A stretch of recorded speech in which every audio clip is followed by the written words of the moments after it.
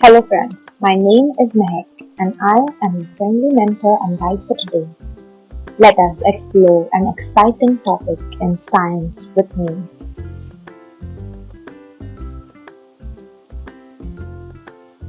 Our friendly helpers for today are Timmy, Jim and Montu who will be there with us throughout the journey, enlightening and guiding us.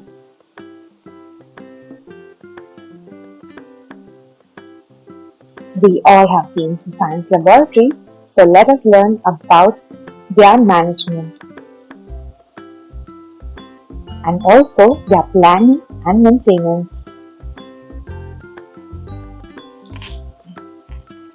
The content that will be covered in the video is planning, types, maintenance, and types of registers that are used in the laboratory.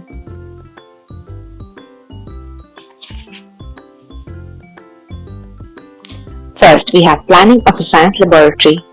Any well-planned laboratory will help its students to efficiently learn, so planning is very important.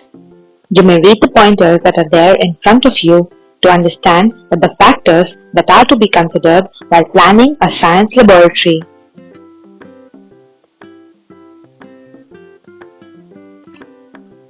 Following is a specimen image of a good science laboratory. Moving on to the types of science laboratories. Colleges have three types of subjects that are offered to students, namely biology, physics, and chemistry. And colleges have individual laboratories for the same.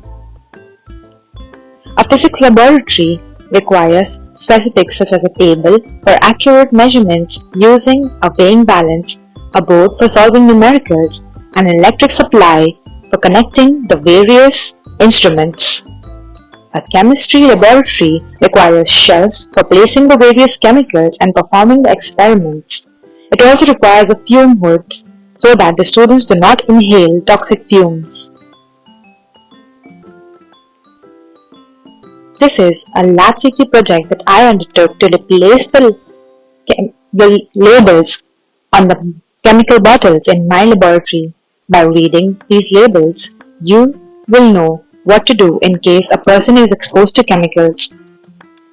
Next, we have a biology laboratory. A biology laboratory has to be properly ventilated so that the students can observe the specimen. A science laboratory must provide sufficient individual place to students to carry out the experiments efficiently.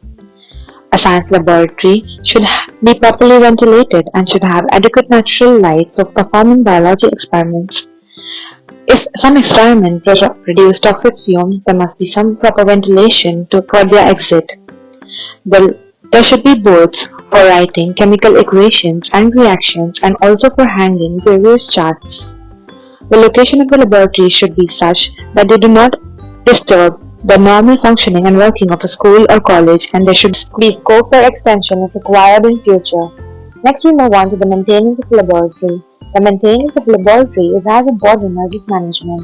If a laboratory is not well maintained, it cannot be used for a longer period of time. First, we have cleanliness in a lab. A lab should always be made clean after use. The students should know the importance of cleanliness in a lab, and the teacher should instruct them to do the same. Care of iron, wood, and brass articles. If some iron article has got rust, it should be rubbed with emery paper and given a coating of black Japan.